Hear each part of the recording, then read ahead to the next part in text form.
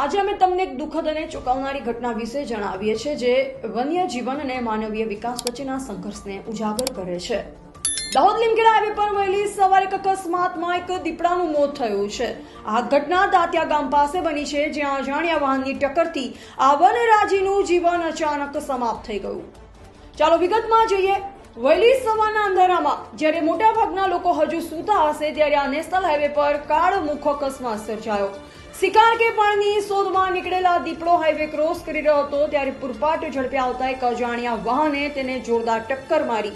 અકસ્માત એટલો તીવ્ર હતો કે દીપડો લોહી લુહાણ હાલતમાં ડિવાઈડર પર જ પટકાઈ ગયો અને તેનું સ્થળ પર જ મોત નીપજ્યું। કલ્પના કરો, આ વન્ય જીવનું જીવન કેટલું અસુરક્ષિત બની ગયું છે આ આધુનિક રસ્તા વચ્ચે। નેશનલ હાઈવે પેટ્રોલિંગની ટીમે તેમના રાઉન્ડ દરમિયાન આ દુઃખદ દ્રશ્ય જોઈને તાત્કાલિક વન વિભાગને જાણ કરી વન વિભાગના અધિકારીઓ અને કર્મચારીઓ તુરંત જ ઘટના સ્થળે પહોંચી ગયા। દીપડાના મૃતદેહનો કબજો લીધો અને તેને પોસ્ટમોર્ટમ માટે ખસેડ્યો। હાલ તપાસ ચાલુ છે, જેમાં અકસ્માત સર્જનાર વાહનની ઓળખ અને કાયદેસરની કાર્યવાહી પર ધ્યાન કેન્દ્રિત કરવામાં આવ્યું છે। આ ઘટના વન્ય જીવન સંરક્ષણની જરૂરિયાતને વધુ મજબૂત બનાવે છે। કદાચ હાઈવે પર વન્ય પ્રાણીઓ માટે અંડરપાસ કે અન્ય સુરક્ષા વ્યવસ્થાઓની જરૂર છે।